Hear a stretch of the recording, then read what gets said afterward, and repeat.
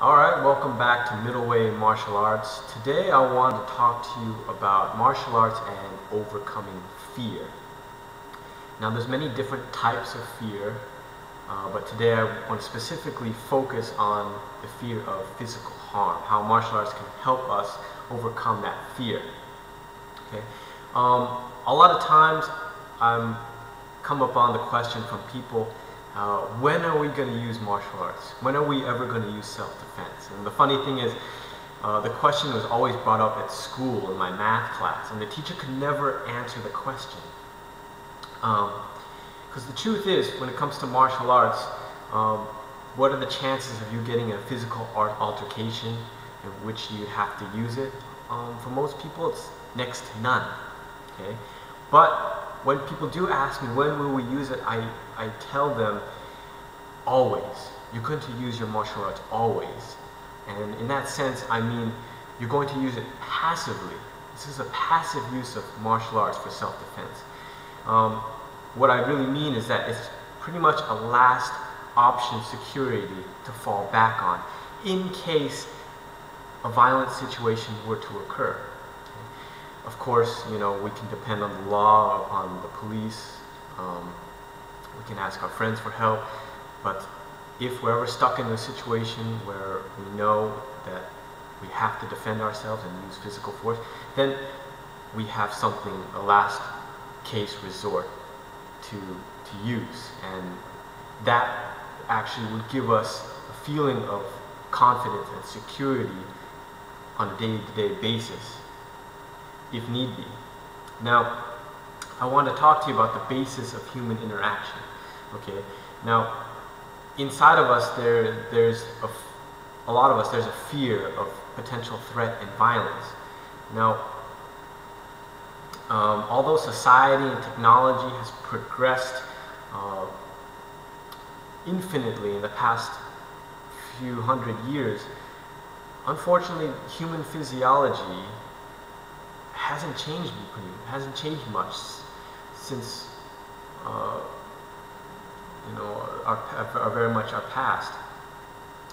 So our bodies are pretty much pre-programmed to respond to potentially threatening situations. Okay. Now, every time we speak to someone, every time we meet someone, there is a possibility that the encounter could turn violent. Okay. Will it? Most chances are most likely not. But like I said, our bodies are pre-programmed to expect a possibility for an encounter to become violent. So that means if the basis is potentially violent situation, then our social interaction, everything on top of that, will depend on that simple possibility of violence.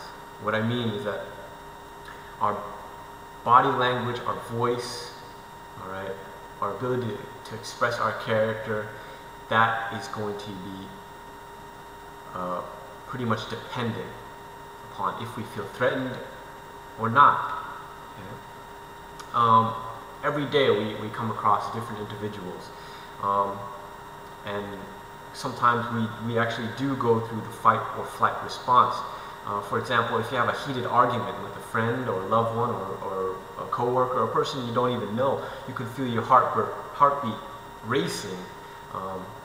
It's pretty much your body is telling you, hey, you better get ready to fight or to run, because something definitely might happen. Even if you don't argue with them, if you just sit down with them or interact with them, the person could be have big arms, he could be physically intimidating, the person could be of a different race or skin color, could be of a different ethnic background or religious background. Okay? If you feel threatened some way or somehow, your body is going to show it. Okay? Some people, they cower in fear. Their shoulders get hunched over, their voice gets really low, and they get really scared. Okay? They start sweating. Other people, they overcompensate. They start to take an intimidation stance. They start to take a threatening stance. They puff up their chest and they start talking big. It depends. It all depends on the person. Okay. So, what's the important thing? The important thing is that knowing martial arts and knowing how to defend yourself will help you passively all the time, because it is that security to overcome insecurity. Okay. If you meet someone and that person is you feel threatened in some way by that person, should something happen, you know you'd be able to handle yourself. You know that you'd have something to fall back on. And this knowledge of being able to defend yourself is actually invaluable, because it will allow you to express your character through social interaction on a day-to-day basis. You won't feel that fear. You won't feel so threatened anymore. You feel empowered, and it'll give you strength of character by way of confidence.